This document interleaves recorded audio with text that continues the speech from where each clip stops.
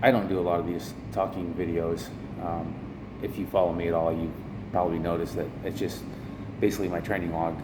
But I wanted to discuss the US Dietary Guidelines Advisory Committee's recent report on ultra-processed foods and kind of the conclusion they came to, just saying that there's limited evidence that the UPFs, ultra-processed foods, can't be directly linked to the obesity problem we have here in the U.S. And I think if we are honest with ourselves, we know that's nonsense, and we know that our food choices ultimately determine a large part of our metabolic health. Obviously, there's genetics involved and exercise involved, but we can mitigate a lot of that with choosing to eat well, both in amounts and quality of food. And excuse me. So, and you've probably seen that Jubilee has had a couple of videos come out, fat versus fit guys, and is being fat or obese a choice, and there's been, and even recently here in the last few days, Matt Walsh has started a firestorm with his super hot take that obesity is related to the amount of food you consume, energy consumed, and how much you output through exercise and activity. And so clearly people have extreme opinions on both sides. And as someone myself who has lost over 80 pounds of body fat through only diet and exercise, but consistency, intentional, both in my training and in my diet, and how I eat and how I move and why I do what I do. I've got strong opinions as well. And if you followed me at all for very long on any social media platform, this is not a surprise to you. You're aware of this. The before and after pictures are out there. If you Google Levi Mark Bar transformation, there's probably more photos than you care to see.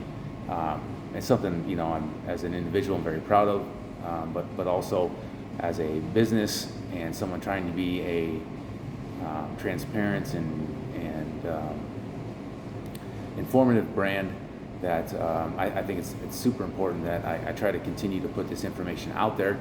And so yesterday on Instagram, I addressed a few questions that I've been getting recently. One was about eating and food choices, tracking calories, things like that. And I'll link, or I'll copy and paste the entire post in the description if you wanted to read it. But there was also then a few recently, within the last week here, comments on my training style, and then some confirmation from someone else that some of the things I do say consistently are landing, and that's a good thing for me, because people are following and they're actually reading or listening. Because again, not that I have all the answers. I'm a subject of one. What works for me may have nothing to do with you. Different genetic components, different life stresses, different injury history. Like, by no means am I saying if you pick up a pair of kettlebells and you put them overhead, after X amount of time you're gonna be a completely different human. I do believe that, but you have to do all aspects, which is the consistent training, the intensity, varying loads and durations, and actual smart programming versus just working out and then eating to support your goals and to support your recovery and your performance and things like that. So anyway, to avoid some rambling here, I'm gonna look to my notes a little bit as well. But the other big thing here with the ultra processed foods, and to be fair, I didn't do a deep dive into the US Dietary Guidelines Advisory Committees. It was reading the abstract, and I will link some of this stuff as well in the description, so you can do any fact checking that you need to do, or at least see where I'm talking about the information.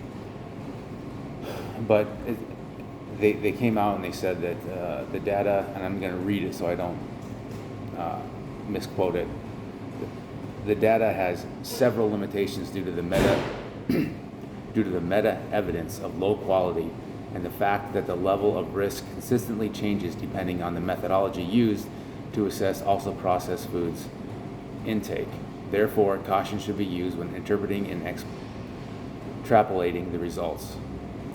More research is needed, biased studies, limited evidence. Those are some key phrases that were used in this study or the result of the studies. I don't think it's as nearly as complicated as we're trying to make it, and I think we're trying to make people feel good about themselves. You've probably heard that 95% of diets fail, and it's something I've talked about at length as well. So if 95% of diets fail and weight regain is almost a guarantee, and not only is it going to happen, you're going to gain more weight, why even try? Or maybe you've heard of the theory of your body has a set point, so you weigh what you weigh no matter how hard you work, or what you do, or how you limit your calories, your body's just going to weigh what it weighs. And there's a lot of work that goes into both of those. As someone that has put the time in over 18 years now, I've kept the weight off. Over 80 pounds of body fat lost. I refuse to believe that I'm special. Like I'm not like. I know that I'm a white male, and if you're involved in the current culture, my male privilege and my whiteness is leading to why I've been successful. And we know that's not true. We know that's not reality. The reason that I can be within that 5%, if it is in fact an actual statistic that people are throwing around, it's because of how I've committed to changing my life, and it was hard. There was a lot of things involved. I had a lot of support from my wife and my daughter. It's about making sacrifices intentionally, not just going through the motions. Understanding it's a process, that there's highs and lows, and you can't just expect it to happen it'll never be easy. It'll never be this light switch aha moment where you're not going to have life throwing you curveballs. It's just one of those things where you have to constantly remind yourself that the journey is worth the struggle. Again, both eating wise and exercise wise, and finding a mode of exercise that you enjoy. That's part of the journey and the process. And I talked about that again in my post that I made, that I'll share again in the description. But when we talk about ultra processed foods, we also need to talk about or our diet as a whole. But because the UPFs are so readily available, convenience stores and restaurants, and they're highly palatable foods. They're easy to get to. They're socially acceptable. We have convinced ourselves that yes, while we need to eat, that because these foods are readily available, and so you can get them anywhere, that we've convinced ourselves that they're okay to consume, and so again, these studies will be linked as well. But the consumption of ultra processed foods, UPFs, may indirectly promote depression through several mechanisms, by affecting our blood sugar and fluctuations within our blood sugar, and then our with the food chemicals that are used to produce these foods.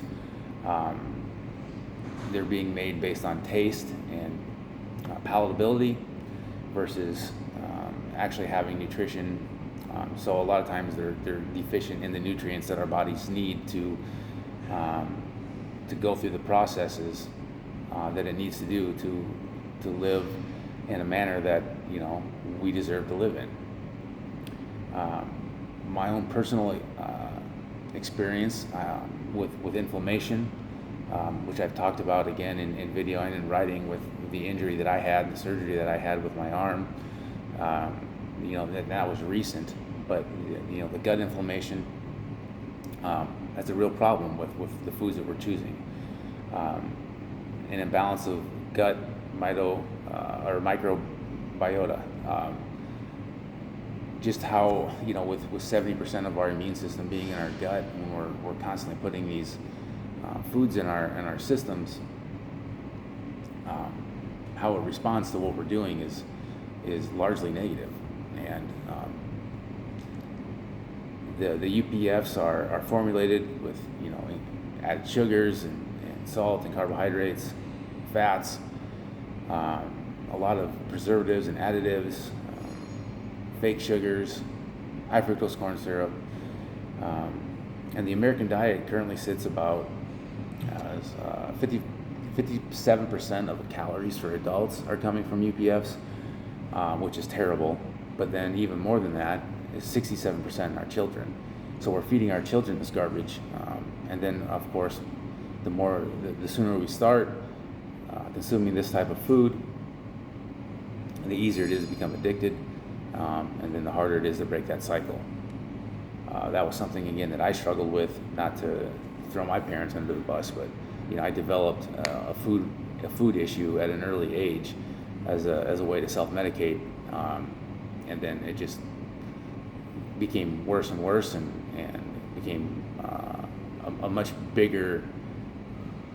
Anyone that's tried to lose weight understands, what I'm talking about here. And the longer we're addicted to these UPFs, the harder it is to break that cycle that we, condition ourselves to learn and expect. And like any addiction, it's very difficult.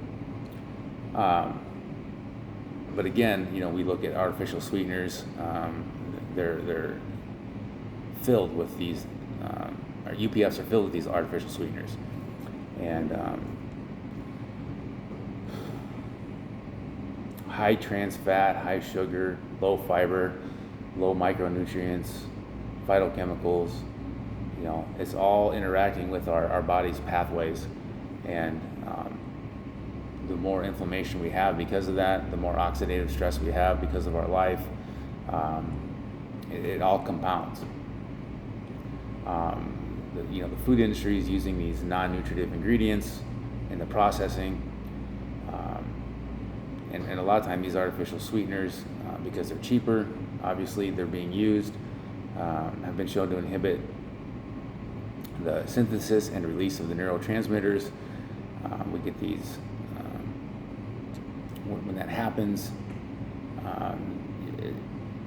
it's no wonder that depression and anxiety is a result of that type of consumption and lack of function in our body that it's meant to have. And so again, I will include those links that you can read yourself. But when we start talking about depression and anxiety, and then we look at our consumption of social media, we're addicted to the consumerism process, and I'm guilty of it. I'm putting content out there. I'm consuming it as well, and social media. While I want you to look at my videos and follow me online and interact with me and engage, and it's how I pay my bills, but it's a massive time suck, to be completely honest with you. And we spend so much time on our phone, following people and things like that, and it can lead to not only social stress because of it being social media. There's that mental and emotional issues tied to that as well.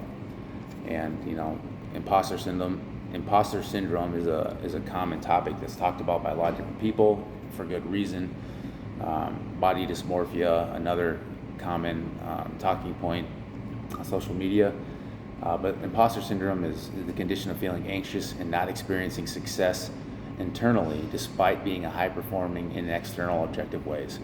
And so just because, even though you are performing, you don't feel like you're enough, and because we're constantly comparing ourselves to our favorite people online. And this condition will often result in people feeling like a fraud, or you're doubting your own abilities. You're being afraid of being found out, like you're some kind of fake person, that you're not enough. Just being, having performance anxiety, just living your life. And that's something that, I had performance anxiety big time when I was competing, as a younger athlete, and even not as bad now. Thankfully, life has taught me lessons, and I've got a different perspective. But even now, performance anxiety is a thing. But for everyday life, it shouldn't be. Like, I should be able to, live my life and love my wife and my daughter, and be at my businesses, and just, be in a thriving mindset. But a lot of times, it's hard for us as consumers to do that because of what we're consuming.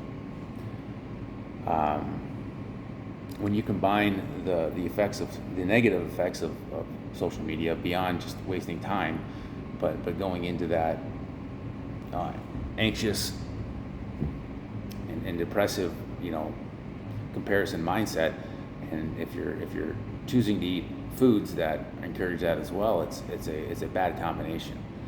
And going back real quick here, as I wrap up,